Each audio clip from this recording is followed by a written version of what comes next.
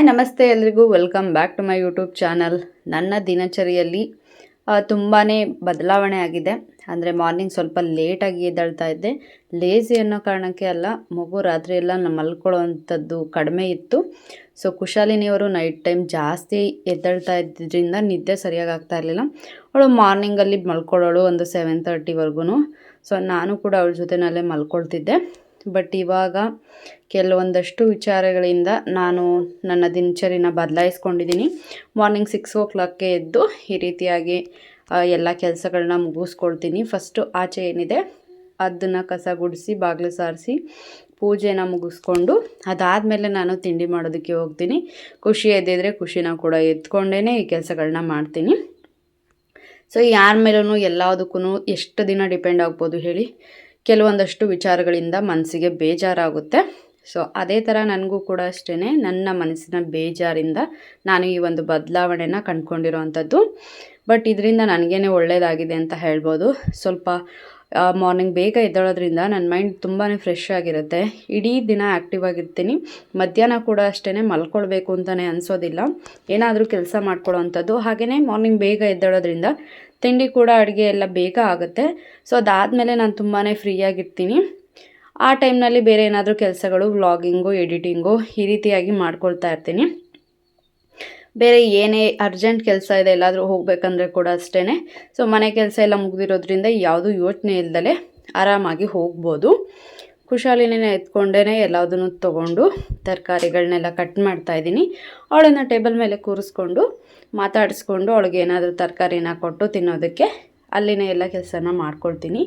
Onion ಒಂದು ಅವಳು ದೂರ ಇದ್ದಂಥ ಟೈಮ್ನಲ್ಲಿ ಕಟ್ ಮಾಡ್ಕೊಳ್ತೀನಿ. ಸೊ ನಾನು ಎಲ್ಲರಿಗೂ ಹೇಳುವಂಥದ್ದು, ಯಾರಾದರೂ ಸೆಕೆಂಡ್ ಬೇಬಿನ ಮಾಡ್ಕೊಳ್ತಿದ್ದೀರಾ ಅಂದರೆ ಇಷ್ಟು ಕಡಿಮೆ ಏಜ್ ಗ್ಯಾಪಲ್ಲಿ ಮಾಡ್ಕೊಳ್ಳೋದಕ್ಕೆ ಹೋಗಬೇಡಿ ಅಂತಲೇ ಹೇಳ್ತೀನಿ. ಸ್ವಲ್ಪ ರಿಸ್ಕಿ ಅನಿಸುತ್ತೆ. ಹಾಗೆಯೇ ತುಂಬಾ ಏಜ್ ಜಾಸ್ತಿ ಗ್ಯಾಪ್ ಕೊಡೋದಕ್ಕೂ ಹೋಗಬೇಡಿ. ಆವಾಗ ಫಸ್ಟ್ ಬೇಬಿ ಏನಿರುತ್ತೆ ಆ ಬೇಬಿಗೆ ಎರಡನೇ ಮಗುವಿನ ಮೇಲೆ ತುಂಬ ಪ್ರೀತಿ ಇರೋದಿಲ್ಲ. ಎಲ್ಲದನ್ನು ಕಿತ್ಕೊಳ್ತಾ ಇದೆ ಮಗು ನನ್ನಿಂದ, ನಮ್ಮ ಅಪ್ಪ ಅಮ್ಮನ ಪ್ರೀತಿನ ಅನ್ನೋವಂಥದ್ದು ಅವ್ರ ಮೈಂಡಲ್ಲಿ ಬಂದುಬಿಡುತ್ತೆ. ಹಾಗೆಯೇ ಯಾರಾದರೂ ನೋಡ್ಕೊಳ್ತಾರೆ ಸೆಕೆಂಡ್ ಬೇಬಿಗೆ ಏಜ್ ಗ್ಯಾಪ್ ಓಕೆ ಕರೆಕ್ಟಾಗಿ ಕೊಟ್ಟಿದ್ದೀರ ನೀವು 3 years 4 years 5 years ಅಂದ್ರೂ ಬೇರೆ ಯಾರು ನೋಡ್ಕೊಳ್ತಾರೆ ಮನೇಲಿರೋ ಅಂಥವ್ರು ಅಂತ ಅಂದ್ಕೊಂಡು ಇನ್ನೊಂದು ಮಗುನ ಮಾಡ್ಕೊಳ್ಳೋದಕ್ಕೆ ಹೋಗಬೇಡಿ. ಯಾಕಂದರೆ ನಿಮ್ಮ ಮಗುವಿನ ಮೇಲೆ ಕೂಡ ಅದು ಡಿಪೆಂಡ್ ಆಗಿರುತ್ತೆ, ಅದು ಯಾವ ರೀತಿಯಾಗಿ ನಡ್ಕೊಳ್ಳುತ್ತೆ ಅನ್ನೋವಂಥದ್ದು.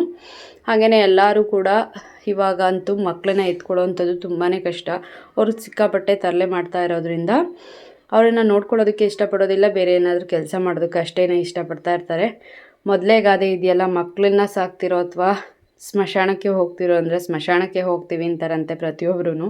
ಅದೇ ಥರನೇ ಇರೋವಂಥದ್ದು ಸಿಚುವೇಶನು. ಇವತ್ತು ಪ್ರೇಯಾಂಶ್ದು ಫಸ್ಟ್ ಡೇ ಅಂಗನವಾಡಿಗೆ ಕರ್ಕೊಂಡು ಹೋಗಿದ್ದೆ. ಸೊ ಯಾವ ಥರ ಇರ್ತಾನೆ ಅಂತ ಹೇಳಿ ಗೊತ್ತಿರಲಿಲ್ಲ. ಟಾಯ್ಸ್ ಎಲ್ಲ ಕೊಟ್ಟಿದ್ರು ಆಟ ಆಡೋದಕ್ಕೆ ಅಂತ ಹೇಳಿ. ಫಸ್ಟು ಸ್ವಲ್ಪ ದಿನ ಅಡ್ಜಸ್ಟ್ ಆಗೋವರೆಗೂ ಟಾಯ್ಸ್ಗಳನ್ನ ತೊಗೊಂಡು ಆಟ ಆಡಲಿ ಅಂತ ಹೇಳಿ. ಬೇರೆ ಮಕ್ಕಳೆಲ್ಲ ನೋಡಿ ಎಷ್ಟು ನೀಟಾಗಿ ಕೂತ್ಕೊಂಡು ಎಲ್ಲದನ್ನು ಬರ್ಕೊಳ್ತಾ ಇದ್ರು. ಆಲ್ಮೋಸ್ಟ್ ಅಲ್ಲಿ ಎಲ್ಲ ಮಕ್ಕಳು ಬಂದಿದ್ದರು. ಇವತ್ತು ಯೂನಿಫಾರ್ಮ್ ಹಾಕ್ಕೊಂಡಿದ್ದಾರೆ. ಅಂಗನವಾಡಿನಲ್ಲಿ ಕೂಡ ಇವಾಗ ಯೂನಿಫಾರ್ಮ್ನ ಮಾಡಿದ್ದಾರೆ. ಸೊ ನೋಡೋದಕ್ಕೆ ಕೂಡ ತುಂಬಾ ಖುಷಿ ಆಯಿತು. ಹಾಗೆಯೇ ಅಂಗನವಾಡಿ ತುಂಬ ನೀಟಾಗಿ ಇರಿಸ್ಕೊಂಡಿದ್ದಾರೆ. ಪ್ರೇಯಾಂಶ್ಗೆ ಎಷ್ಟೇ ಟಾಯ್ಸ್ನ ಕೊಟ್ಟರು ಕೂಡ ಅವನಿಗೆ ಕೂತ್ಕೊಳ್ಳೋದಕ್ಕೆ ಇಷ್ಟ ಆಗ್ತಾ ಇರಲಿಲ್ಲ. ಮನೆ ಹತ್ರ ಹೋಗೋಣ ಅಂತ ಹೇಳ್ತಾನೆ ಇದ್ದ. ನಾನು ಖುಷಿನ ಮನೆ ಹತ್ರನೇ ಬಿಟ್ಟು ಬಂದಿದ್ದೆ. 1 hour 1.5 hour ಅವ್ರ ಜೊತೆ ಕೂತ್ಕೊಂಡಿದ್ದೆ. ಇವತ್ತು ಅವರ ಮೇಡಮ್ ಬಂದಿರಲಿಲ್ಲ, ಅವರು ಮೀಟಿಂಗ್ ಇದೆ ಅಂತ ಹೇಳಿ ಹೋಗಿದ್ರು. ಸೊ 1 hour ಕೂತ್ಕೊಂಡಿದ್ದ ಅಷ್ಟೇ. ಅದಾದಮೇಲೆ ಸಿಕ್ಕಾಬಟ್ಟೆ ಅಳೋದಕ್ಕೆ ಶುರು ಮಾಡ್ದ. ಎಷ್ಟೇ ಸಮಾಧಾನ ಮಾಡಿದ್ರು ಕೂಡ ನಾನೇ ಅಲ್ಲೇ ಇದ್ರೂ ಮನೆ ಹತ್ರ ಹೋಗೋಣ ಅಂತ ಹೇಳೋನು. ಸೊ ಊಟ ಆಗಲಿ, ಊಟದ ಟೈಮ್ ಆಗಿದ್ದೆ, ಊಟ ಮಾಡ್ತಾನೆ ಇಲ್ವಾ ನೋಡ್ಕೊಂಡು ಹೋಗೋಣ ಅಂತ ಹೇಳಿ ವೆಯ್ಟ್ ಮಾಡ್ತಾಯಿದ್ದೆ. ಅಡುಗೆ ಎಲ್ಲ ಆಗಿತ್ತು, ಅವರು ಕೂಡ ಊಟಕ್ಕೆ ಕೊಟ್ಟರು. ಬಟ್ ಊಟನ ಅವನು ಮಾಡೋದಕ್ಕೆ ಇಷ್ಟಪಡಲಿಲ್ಲ. ಅಲ್ಲಿ ಎಲ್ಲ ಮಕ್ಕಳು ಕೂಡ ಇದೇ ಥರನೇ ಅಡ್ಜಸ್ಟ್ ಆಗೋದಕ್ಕೆ ಕೆಲವರು 1 ತಿಂಗಳು 2 ತಿಂಗಳು 3 ತಿಂಗಳವರೆಗೂ ಟೈಮ್ ತೊಗೊಂಡಿದ್ದಾರೆ. ಒಂದೇ ದಿನಕ್ಕೆ ಕೂತ್ಕೊಳ್ಳೋದಿಲ್ಲ, ಎಷ್ಟೊತ್ತಾಗುತ್ತೋ ಅಷ್ಟೊತ್ತು ಇರಲಿ ಅಂತ ಹೇಳಿದ್ರು. ಸೊ ಬೇರೆ ಮಕ್ಕಳೆಲ್ಲ ಆಟ ಆಡೋದನ್ನು ನೋಡ್ತಾ ಇದ್ದ, ಎಂಜಾಯ್ ಮಾಡ್ತಾ ಇದ್ದ. ಬಟ್ ಅವ್ರ ಜೊತೆ ಹೋಗ್ತಾ ಇರಲಿಲ್ಲ. ಅವ್ರೇನಾದರೂ ಆಟ ಆಡೋದಕ್ಕೆ ಕರೆದ್ರೆ ಕೂಡ ಅವ್ರ ಹತ್ರ ಹೋಗ್ತಾ ಇರಲಿಲ್ಲ. ಅಡುಗೆ ಮನೆಗೆ ಹೋಗಿ ಬರೋನು ಅಷ್ಟೇ. ಅಜ್ಜಿ ಎಲ್ಲ ಕ್ಲೀನ್ ಮಾಡ್ಕೊಳ್ತಿದ್ದಾರೆ ನೋಡಿ ಊಟ ಕೊಡೋದಕ್ಕೆ ಅಂತ ಹೇಳಿ. ನಾವು ಕೂಡ ಊಟ ಮಾಡ್ತಾನೆ ಇಲ್ವಾ ನೋಡೋಣ ಅಂತ ಹೇಳಿ ಇನ್ನೊಂದು ಸ್ವಲ್ಪ ಹೊತ್ತು ವೆಯ್ಟ್ ಮಾಡಿದೆ. ಅವ್ರು ಎಲ್ಲರೂ ಸಾಲಾಗಿ ಕೂತ್ಕೊಂಡಿದ್ರಿಂದ ಅವನು ಕೂಡ ಅವ್ರ ಜೊತೆಯಲ್ಲಿ ನೀಟಾಗಿ ಕೂತ್ಕೊಂಡ. ನನ್ನೇನು ಕೇಳಲಿಲ್ಲ. ಊಟನೂ ಅಷ್ಟೇ, ಒಂದು 4 ತುತ್ತು ಅವನೇ ತಿಂದ. ಮತ್ತು ಒಂದು ಸ್ವಲ್ಪ ನಾನು ತಿನ್ನಿಸಿ ಕರ್ಕೊಂಡು ಬಂದೆ ಒಂದೇ ದಿನಕ್ಕೆ. ತುಂಬ ಹಿಂಸೆ ಅನಿಸುತ್ತೆ ಅಂತ ಹೇಳಿ. ಸೊ ಅಡ್ಜಸ್ಟ್ ಆಗೋದಕ್ಕೆ ಮಿನಿಮಮ್ ಒಂದು 15 ಡೇಸ್ ಅಂತೂ ಬೇಕನ್ಸುತ್ತೆ ಅವನಿಗೆ. ಮನೆಗೆ ಬಂದು ಎಲ್ಲದೂ ಕೂಡ ಕೆಲಸಗಳನ್ನೆಲ್ಲ ಮುಗಿಸ್ಕೊಂಡು ಬಟ್ಟೆ ಒಗೆಯುವಂಥ ಕೆಲಸ ಇತ್ತು, ಅದನ್ನು ಕೂಡ ಮಾಡ್ತಾಯಿದ್ದೀನಿ ನೋಡಿ. ಇಲ್ಲಿ ಮನೆಗೆ ಬಂದಾಗ ಖುಷಾಲಿನಿ ಅವ್ರದ್ದು ಆಲ್ರೆಡಿ ಸಾಕಾಗಿತ್ತು, ಅವಳಿಗೆ ಒಬ್ಬಳೇ ಇದ್ದು. ಅವಳು ಬಂದು ನನ್ನ ಜೊತೆನೇ ಕೂತಿದ್ಲು ಬಟ್ಟೆ ಒಗೆಯೋ ಹತ್ರ. ಅವಳನ್ನು ಕೂಡ ಅಲ್ಲೇ ಜೊತೆ ಕೂರಿಸ್ಕೊಂಡು ನೀರಲ್ಲಿ ಆಟ ಆಡ್ತಿದ್ದಾರೆ ನೋಡಿ. ಒಂದು ಏನಪ್ಪ ಅಂದರೆ ಮಕ್ಕಳಿಬ್ಬರಿಗೂ ಅಷ್ಟೇ ಪ್ರತಿದಿನ ನೀರಲ್ಲಿ ಜಾಸ್ತಿ ಆಟ ಆಡ್ತಿರ್ತಾರೆ. ಆದರೆ ಏನು ನೆಗಡಿ ಕೆಮ್ಮು ಜ್ವರ ಆ ರೀತಿ ಆಗೋದಿಲ್ಲ. ಅದರಿಂದಾಗಿ ನಾವು ಆಟ ಆಡೋದಕ್ಕೆ ಬಿಡ್ತೀವಿ. ಇಲ್ಲಾಂದಿದ್ರೆ ತುಂಬಾ ಕಷ್ಟ ಆಗ್ತಾಯಿತ್ತು ಇವ್ರನ್ನ ಅವಾಯ್ಡ್ ಮಾಡುವಂಥದ್ದು. ನೀರು ಅಂದರೆ ಅಷ್ಟೊಂದು ಇಷ್ಟಪಡ್ತಾರೆ ಇಬ್ಬರೂ. ಬಟ್ಟೆ ಎಲ್ಲ ಒಗೆದು ಮತ್ತೆ ಅದನ್ನು ತೊಗೊಂಡೋಗಿ ಒಂದು ಸಲ ವಾಷಿಂಗ್ ಮಿಷಿನ್ಗೆ ಹಾಕ್ತೀನಿ. ಯಾಕೆ ಅಂತಂದರೆ ತುಂಬ ಜಾಸ್ತಿ ಕೊಳೆ ಆಗಿರುತ್ತೆ ಮಕ್ಕಳು ಬಟ್ಟೆಗಳು. ಸೊ ಒಂದು ಸಲ ಕೈಯಲ್ಲೆಲ್ಲ ಒಗೆದ್ಬಿಟ್ಟು ಮತ್ತು ನೀರಿಂಡಿ ಜಾಲಿಸಿ ಹಾಕೋ ಅಷ್ಟರಲ್ಲಿ ತುಂಬಾ ಟೈಮ್ ಹಿಡಿಯುತ್ತೆ ಇವ್ರನ್ನ ನೋಡಿಕೊಂಡು ಎಲ್ಲದು ಮಾಡೋ ಅಷ್ಟರಲ್ಲಿ. ಒಂದು ಸಲ ವಾಷಿಂಗ್ ಮಿಷಿನ್ಗೆ ಹಾಕಿ ಕ್ವಿಕ್ ವಾಶನ್ನು ಆನ್ ಮಾಡ್ತೀನಿ. ಸೊ ನೀರು ಕೂಡ ಅಷ್ಟೇ ತುಂಬ ನೀಟಾಗಿ ಹಿಂಡಿರುತ್ತಲ್ಲ, ಬೇಗ ಕೂಡ ಒಣಗುತ್ತೆ. ಹಾಗಾಗಿ ಅಲ್ಲೂ ಕೂಡ ಅಷ್ಟೇ ನೋಡಿ, ಇದೇ ಥರ ಎಲ್ಲಿ ಹೋಗ್ತೀನೋ ಅಲ್ಲಿಗೆ ಬಂದು ನಿಂತಿರ್ತಾರೆ. ಅವ್ರನ್ನ ನೋಡಿಕೊಂಡೇ ಆಲ್ಮೋಸ್ಟ್ ಅಲ್ಲೆಲ್ಲ ಕೆಲಸಗಳನ್ನ ಮಾಡ್ಕೊಳ್ತಾ ಇರಬೇಕು.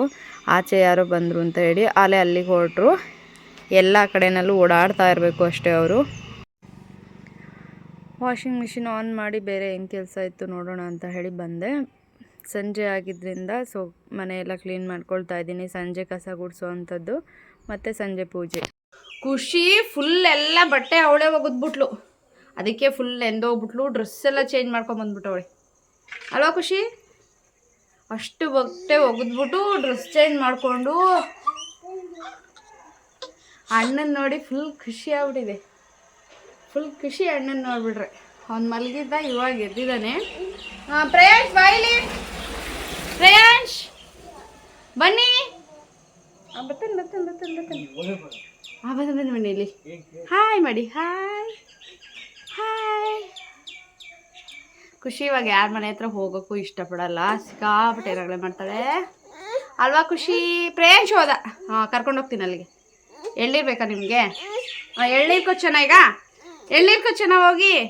ಓಕೆ, ಎಳ್ನೀರು ಬೇಕಂತೆ ಖುಷಿಗೆ, ಎಳ್ನೀರು ಕೊಚ್ಚನ. ಮಾತಾಡು ಹೊಡಿಬೇಡ ನನಗೆ, ನಾನು ಅಳ್ತೀನಿ. ನನಗೆ ಹೊಡಿಬೇಡ, ಅಳ್ತೀನಿ. ಇನ್ನು ಜಾಸ್ತಿ ಹೊಡಿತಾಳೆ, ಸಿಟ್ಟು ಜಾಸ್ತಿ. ಇಲ್ಲಿ ಪ್ರೇಯಾಂಶ್ ಅವರು ಎಳ್ನೀರನ್ನ ಬಾಟಲ್ಗೆ ಹಾಕಿಸ್ಕೊಂಡು ಕುಡಿತಾ ಇದ್ದಾರೆ. ಖುಷಿ ಕೂಡ ಅದೇ ಬಾಟಲ್ ಬೇಕು ಅಂತ ಹೇಳಿ ಹಠ ಮಾಡ್ತಾಳೆ. ವಾಟರ್ ಬಾಟಲ್ ತಂದರೆ ಕೂಡ ಅಷ್ಟೇ ಕಲರ್ ಚೇಂಜ್ ಇದ್ದರೆ ಮತ್ತೆ ಇಬ್ಬರು ಕೂಡ ಕಿತ್ತಾಡ್ತಾ ಇರ್ತಾರೆ. ಸೇಮ್ ಕಲರ್ ಸಿಗುತ್ತಾ ಅಂತ ನೋಡಿದೆ ಆನ್ಲೈನಲ್ಲಿ, ಅದು ಔಟ್ ಆಫ್ ಸ್ಟಾಕ್ ಆಗಿತ್ತು.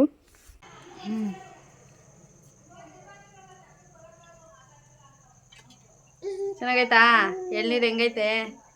ಹೆಂಗೈತೆ? ಸೂಪರ್ ಹೇಳು. ಸೂಪರ್ ಆಗೈತೆ ಎಳ್ನೀರು, ಸೂಪರ್ ಆಗೈತೆ. ನಾನೇ ಸ್ವಲ್ಪ ಕುಡಿಲ್ಲ, ನಾನು ಸ್ವಲ್ಪ ಕುಡಿಲ್ಲ. ಓಹೋ, 2 ಕೈನಲ್ಲೂ ಮಡಿಕೊಂತಿರ್ಕೊಂಡ್ರಿ.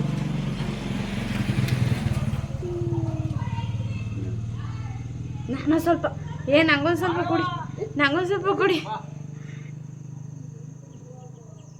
ಕೊಡೋದೆಲ್ಲ ನಮ್ಮ ಹತ್ರ ಇಲ್ಲ, ಓನ್ಲಿ ಇಸ್ಕೊಳ್ಳೋದು, ಕುಡಿಯೋದು, ತಿನ್ನೋದು, ನೋ ಕೊಡೋದು.